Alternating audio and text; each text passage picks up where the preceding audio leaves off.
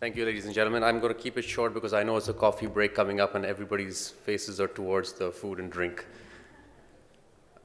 My name is Vikram Shroff. I'm part of a family business called Regal that has been around in Dubai since 1952. We might be a large company, third generation, but we run every division like an SME. Today I'm going to talk to you as if I'm a startup because I think that is very relevant to each and every person. Can everybody who is an entrepreneur or business owner raise their hand in this room? And the rest, can you raise your hand if you are a service provider in any sorts to these entrepreneurs? So the goal is to bridge that gap. The service providers have a service to provide to these businesses.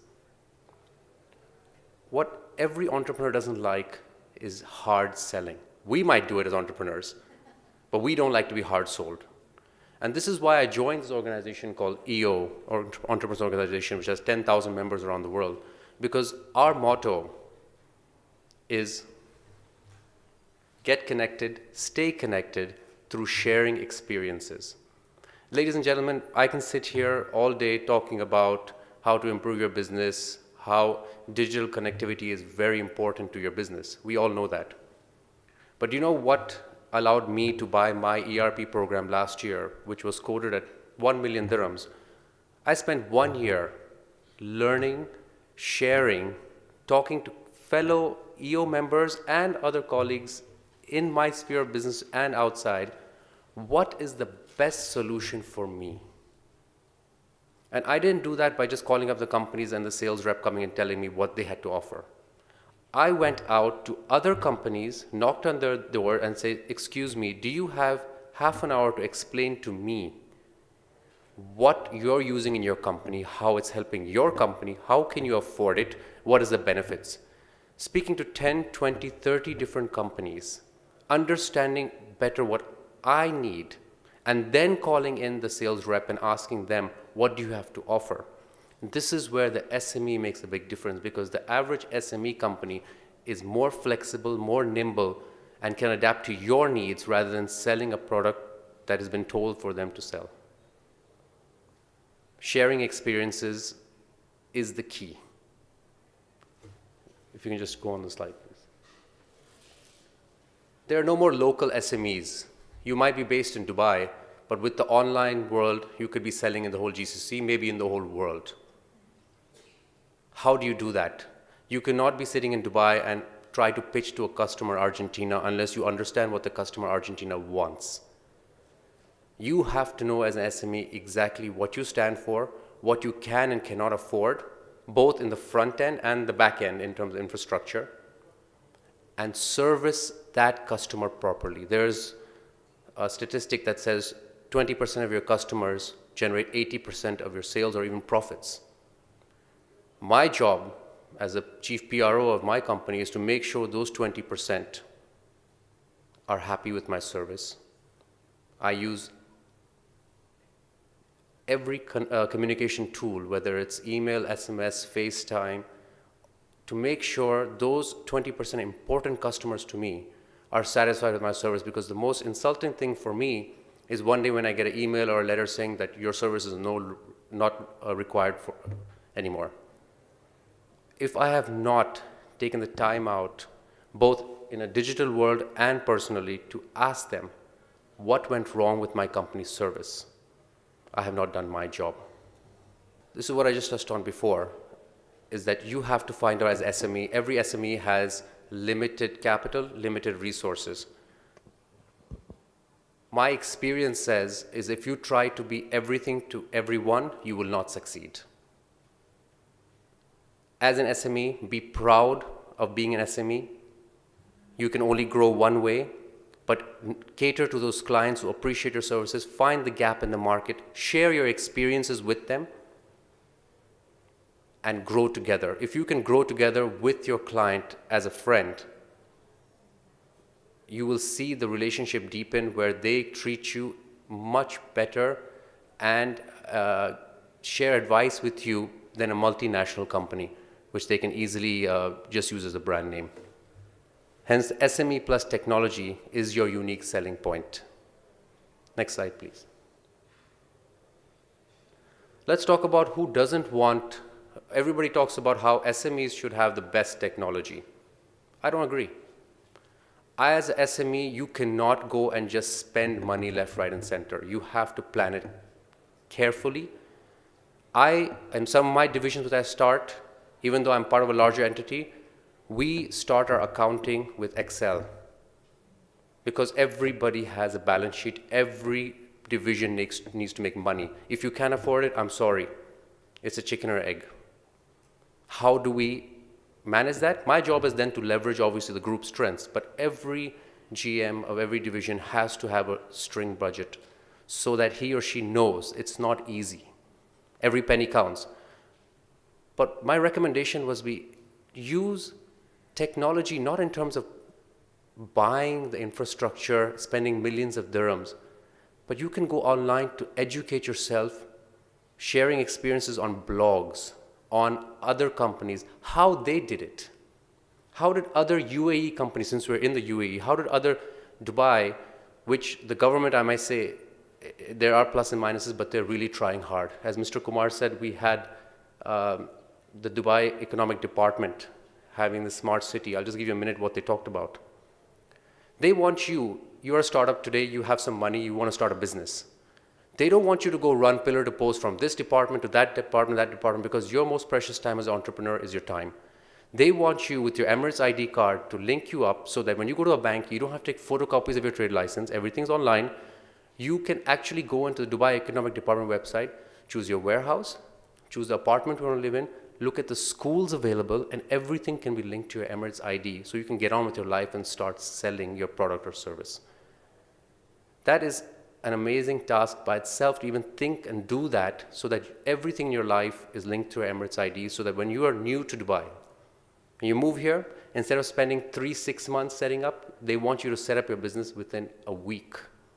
Not just your business, your bank account, your children's school, the warehouse you want, small, medium, large, because in a SME, everything, in my opinion, should be outsourced as much as possible.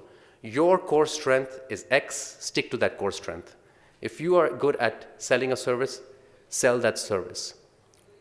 Outsource the technology when possible, outsource the warehouse, even outsource the vehicle, because your cash flow is required to pay for the salaries for those people who will provide the service to what you're offering. Next slide, please. Naked. That's what we all are today.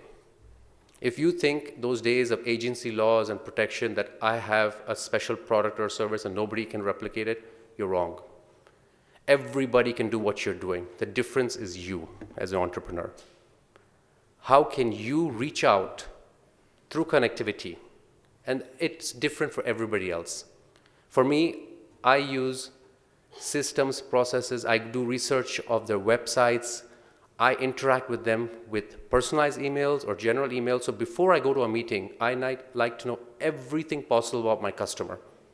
Because if I just go sell what I want to sell, I don't think I will be successful. But if you just go and listen and share your experience with your customer also, you can even talk about your failings. Trust me, some of your clients, when you talk about your failings as you grew, they appreciate that because you bring that human element to this so-called digital world. Transparency is key. Don't try to hide it. Your banks know it. Your landlord knows it. Your supplier knows it. If there's a problem with digital connectivity, pros and cons. The cons is if somebody doesn't like your service or product, they'll tweet it. They will go online. You have to respond. You have to upgrade, you have to change. That's why I strongly recommend, even if you don't use the budget for so-called, you can put one line in your balance sheet, technology upgrade budget. You don't have to use it.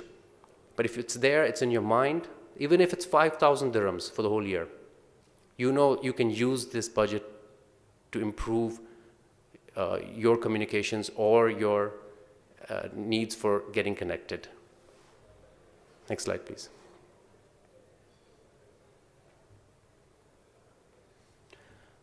For me, if I have to leave one message, is I think the most powerful tool in today's connected world is, again, sharing experiences. I've learned so much by sharing my experience with fellow members in this room, with Paul. Every time I sit with Paul, I learn something new because he comes with a different experience, not opinions. Opinion everybody can have. If you've been through it, nobody can take away the experience from you. And if you share that experience that this connectivity way of doing business worked or didn't work with fellow colleagues and not being force-sold, you will be more successful as an individual and as a business. Thank you very much.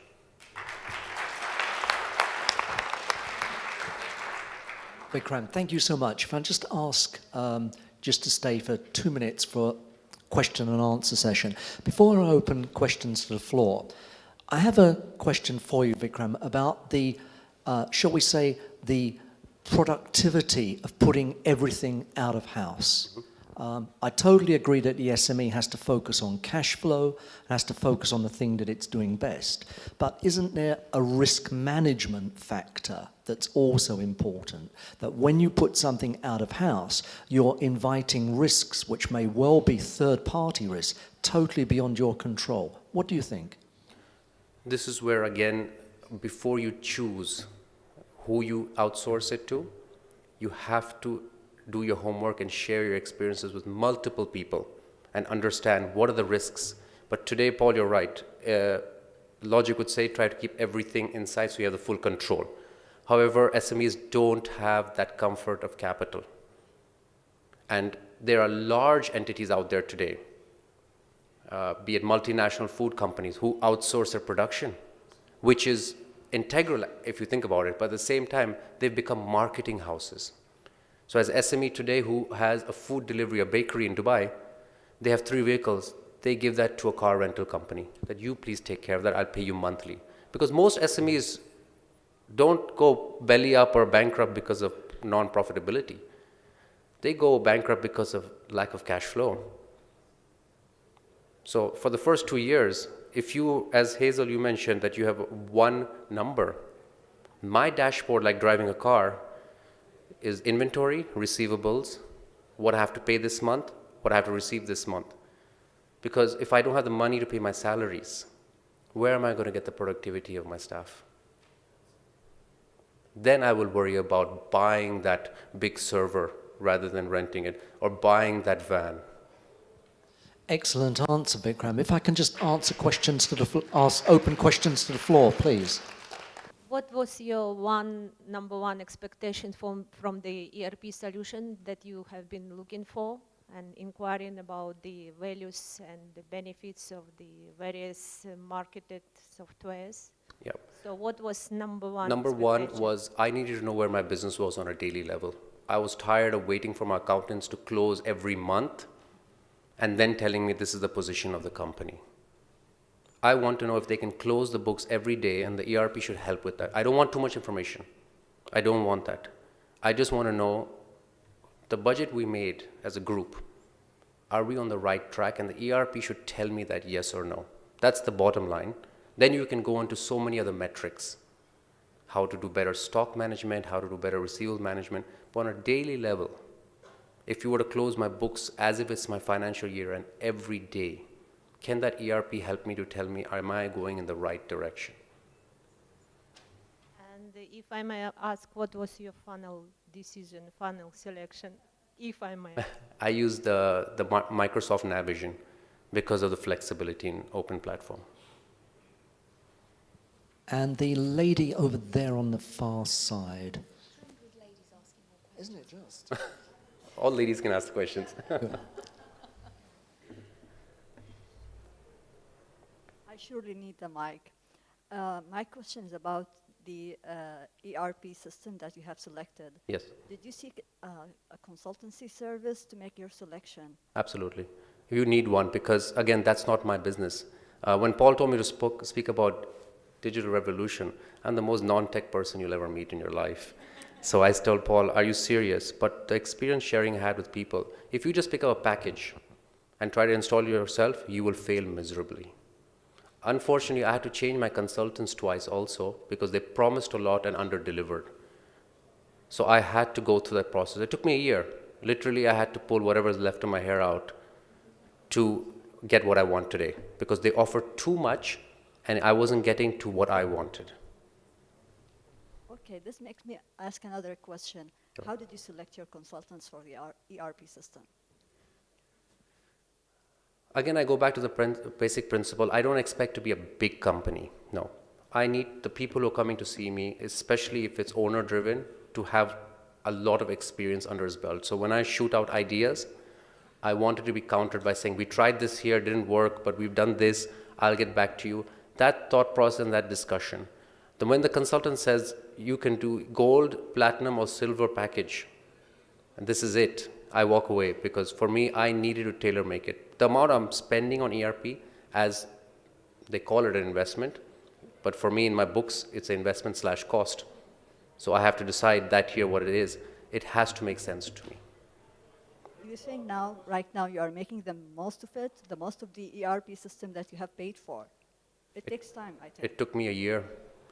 In between, after paying the money, I said, why did I do this? I was more happy with my simple ERP in-house. Absolutely. So that's my mistake. That's my mistake. I had too much ego to go and ask people, how does hosting work? How safe is it? So I said, let me have it in-house. Let me do it myself. Let me control it. Now that I've made the mistake, and I go share experiences with fellow members like Hazel or Paul, to how do you do it? And I see them so successful and laughing that, you know, I hosted and I pay this much per month. I'm like, oh God. Thank you, Mr. Vikram Shroff. It was a very short and sweet presentation done by you. And Thank you. can I ask you one question? Like, do you recommend this kind of consultancy approach for a small scale business too? In what sense? Sorry. Small scale business also. Yeah. You do think that a consultation facility, using a consultation facility for upgrading the system or a connectivity system? Yes, absolutely. I mean, again, it comes down to your budgets and cash flow. So this is where if you have a good enough network of friends who you can share experiences with, then the question of paying a consultant is secondary.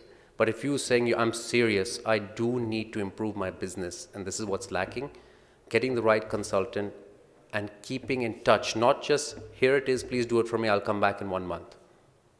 Every week, every other day, what's happening, what are you doing? Because it's end of the day, it's for you. So it's definitely worth it. Thank you. Vikram, thank you so much for a really insightful Thank you. paper. Please, huge round of applause. Thank you so much.